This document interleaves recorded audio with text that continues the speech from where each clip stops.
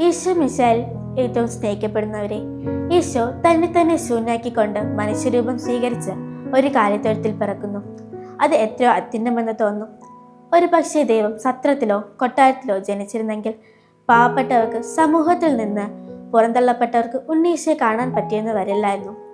പക്ഷേ ദൈവം പിറക്കാൻ കാലിത്തൊഴുത്ത് തിരഞ്ഞെടുത്തത് കൊണ്ട് മാനവ സമൂഹത്തെ മുഴുവനെയും ചേർത്ത് പിടിക്കുകയാണ് ചെയ്തത്. വിജാതിയെന്നോ പാപിയെന്നോ പാവപ്പെട്ടവനെന്നോ പണക്കാരെന്നോ വ്യത്യാസമില്ലാതെ തൻ്റെ മഹത്വം ഈ തിരുപ്പറ വഴി ഏവർക്കും വെളിപ്പെടുത്തി.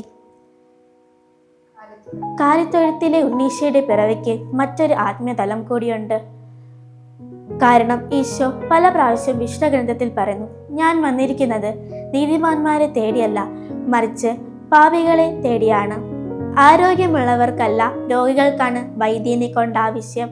പൊട്ടിപ്പൊളിഞ്ഞ് വൃത്തിഹീനമായ ഈ കാലിത്തൊഴുത്തിലെ വേദനകളാലും പാപങ്ങളാലും തകർന്ന ഹൃദയവുമായി സാമ്യപ്പെടുത്തുന്നതാണ്. ഈശോ പാപിയോട് കാരുണ്യം കാണിക്കുന്നവനായും വേദനകളാൽ തകർന്ന ഹൃദയങ്ങൾക്ക് പ്രതീക്ഷയായും ഇന്നും നിലകൊള്ളുന്നു.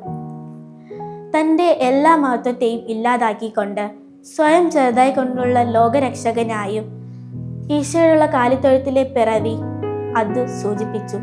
സങ്കീർത്തനങ്ങളുടെ പുസ്തകം 51 അധ്യായം 17 വാക്യം ഇങ്ങനെ പറയുന്നു, ഉരുകിയ മനസ്സാണ് ദൈവത്തിന് സ്വീകാര്യമായ ബലി.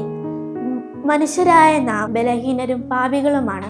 പക്ഷെ നാം എത്ര തന്നെ വലിയ പാപികളാണെങ്കിലും ഉരുകിയ മനസ്സോടുകൂടി അവിടുത്തെ സന്നിധിയിലേക്ക് വരുന്നവനെ ചേർത്ത് പിടിക്കുന്നവനാണ് ഈശോ. ഈ ക്രിസ്മസ് കാലഘട്ടത്തിൽ നമുക്ക് നമ്മുടെ പാപസാഹചര്യം ഒഴിവാക്കിക്കൊണ്ട് ഈശോയോടുള്ള വലിയ സ്നേഹത്തോടെ നമുക്ക് മുന്നോട്ട് നീങ്ങാം.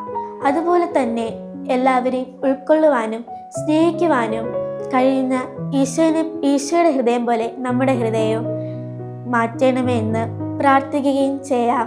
ആമേൻ.